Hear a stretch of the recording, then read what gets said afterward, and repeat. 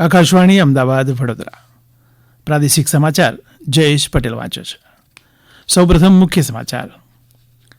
મુખ્યમંત્રી ભૂપેન્દ્ર પટેલે મહીસાગરથી રાજ્યના 32 નવનિર્મિત સિટી સિવિક સેન્ટરનું ઈ લોકાર્પણ કર્યું. સેન્ટ્રલ ઝૂ ઓથોરિટીએ રાજ્યમાં નવા 3 સફારી પાર્કને મંજૂરી આપી. રાજ્યમાં અનઅધિકૃત રીતે નાણાં ધીરનાર કુલ 565 આરોપીઓ સામે 323 ગુના દાખલ કરાયા. અંગ પ્રત્યાર્પણ મામલે રાજ્યને વિવિધ શ્રેણીમાં કુલ 6 પુરસ્કાર એનાયત.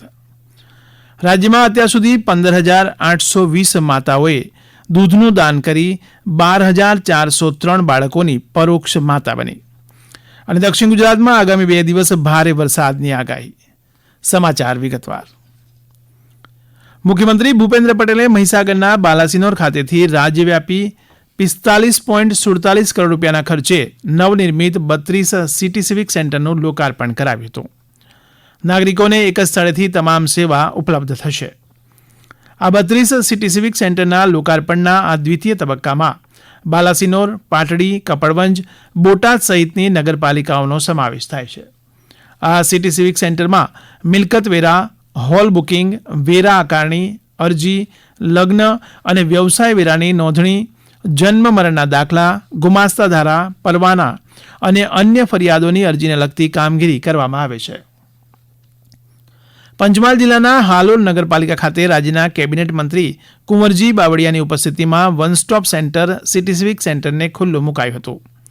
હાલોલ ખાતે શરૂ થનારા આ નાગરિક સુવિધા કેન્દ્રથી શહેરના 80,000થી વધુ લોકોને સીધો લાભ મળશે.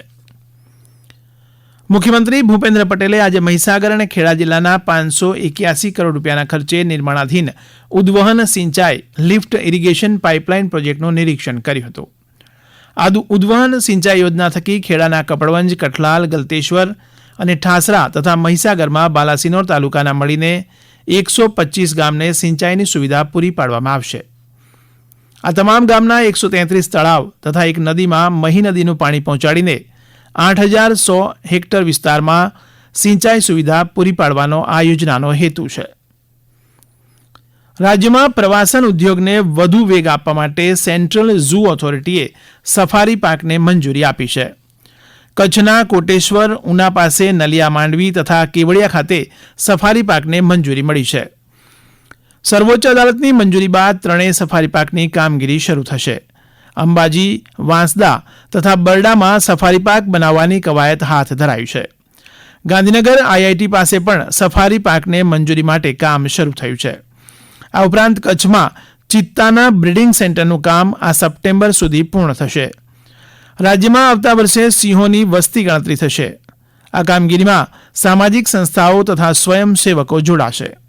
છેલ્લે વર્ષ 2020માં થયેલી સિંહોની ગણતરી પ્રમાણે ગુજરાતમાં 674 સિંહોની સંખ્યા નોંધાઈ હતી તેમ principal chief conservator officer Nityanand श्रीवास्तवे જણાવ્યું હતું.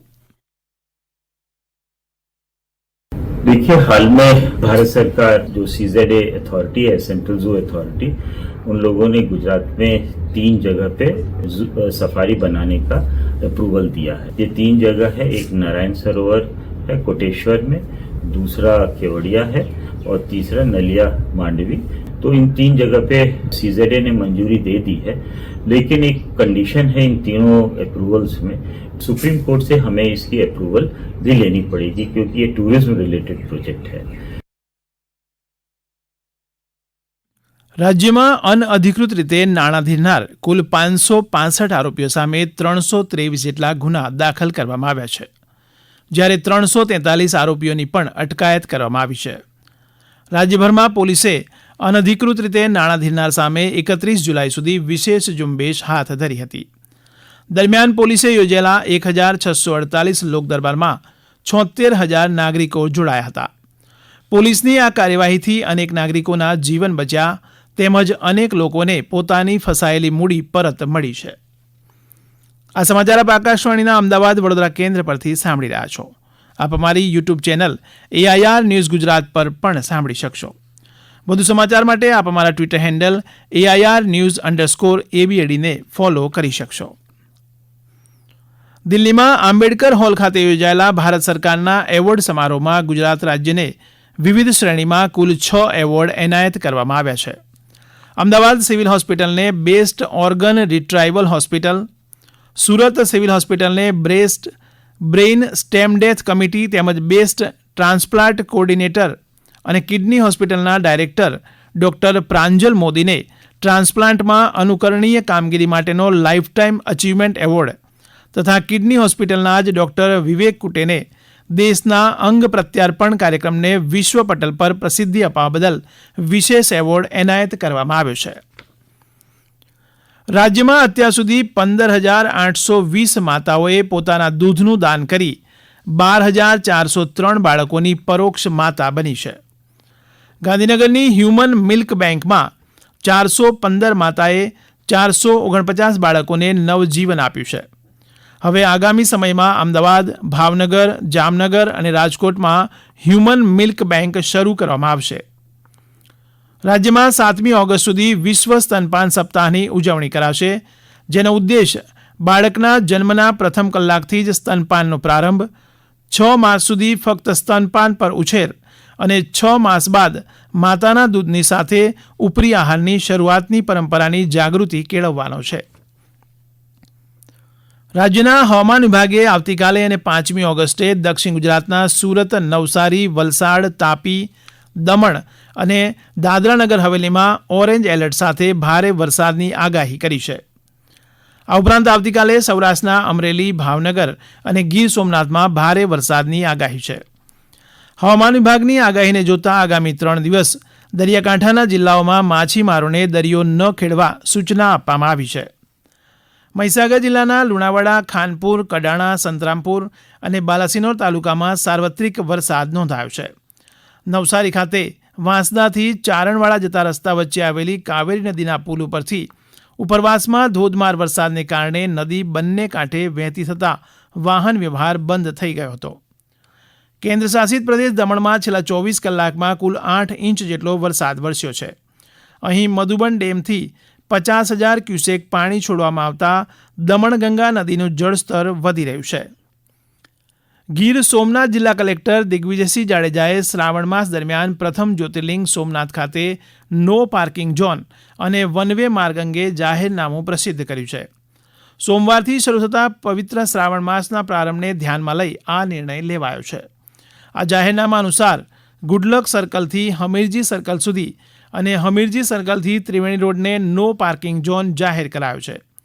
આ જાહેરનામું 5 ઓગસ્ટથી 3 સપ્ટેમ્બર સુધી અમલમાં રહેશે. પવિત્ર શ્રાવણ માસ દરમિયાન સોમનાથ ભગવાનના ભક્તોને હવે 25 રૂપિયામાં ઘરે બેઠા રુદ્રાક્ષ અને નમન ભસ્મ મળી રહેશે. પ્રથમ જ્યોતિર્લિંગ સોમનાથ મંદિર ખાતે શ્રી સોમનાથ ટ્રસ્ટે ફરી ભક્તો માટે માત્ર 25 રૂપિયામાં બિલ્વ પૂજા સેવા શરૂ કરી છે. આ સેવા અંતર્ગત સોમનાથ જ્યોતિર્લિંગ પર અર્પણ થયેલા બિલ્વપત્ર ભક્તોને ટપાલ મારફતે મોકલવામાં આવશે. ભક્તો QR કોડ તથા ટ્રસ્ટની વેબસાઇટ પર જઈને બિલ્વ પૂજાની નોંધણી ઘરે બેઠા કરાવી શકશે. ગત શ્રાવણ માસમાં દેશભરમાંથી 2,50,000થી વધુ ભક્તોએ બિલ્વ પૂજા માટે નોંધણી કરાવી હતી. રાજ્યમાં છેલ્લા 2 વર્ષમાં આદિજાતિના કુલ 935 વિદ્યાર્થીઓએ સંયુક્ત પ્રવેશ પરીક્ષા JEE તથા રાષ્ટ્રીય પાત્રતા સહપ્રવેશ પરીક્ષા નીટમાં ઉત્તીર્ણ થયા છે. શૈક્ષણિક વર્ષ 2021થી 2023 સુધીમાં કુલ 452 આદિજાતિ વિદ્યાર્થીઓએ ઉચ્ચ શિક્ષણ ક્ષેત્રે પ્રવેશ મેળવ્યો છે. રાજ્યમાં આદિજાતિ વિસ્તારમાં Gujarat state tribal education society હસ્તક કુલ 44 શાળાઓ કાર્યરત છે. રાજ્યમાં ગત વર્ષ 2023માં 825 અને વર્ષ 2024માં નીટમાં 364 વિદ્યાર્થીઓ ઉત્તીર્ણ થયા છે. Gujarat state tribal education society દ્વારા ગુજરાત રાજ્યના આદિજાતિ વિસ્તારોમાં આદિજાતિના બાળકોને ઉચ્ચ ગુણવત્તાસભર શિક્ષણ મળી રહે તે હેતુથી કુલ 105 શાળાનું પણ સંચાલન કરવામાં આવી રહ્યું છે. અંતમાં મુખ્ય સમાચાર ફરી એકવાર. મુખ્યમંત્રી ભૂપેન્દ્ર પટેલે મહીસાગરથી રાજ્યના 32 નવનિર્મિત સિટી સિવિક સેન્ટરનું લોકાર્પણ કર્યું. સેન્ટ્રલ ઝૂ ઓથોરિટીએ રાજ્યમાં નવા 3 સફારી પાર્કને મંજૂરી આપી. રાજ્યમાં અનધિકૃત રીતે નાણાં ધીરનાર કુલ 565 આરોપી સામે 323 ગુના દાખલ કરાયા. અંગ પ્રત્યાર્પણ મામલે રાજ્યને વિવિધ શ્રેણીમાં કુલ 6 પુરસ્કાર એનાયત.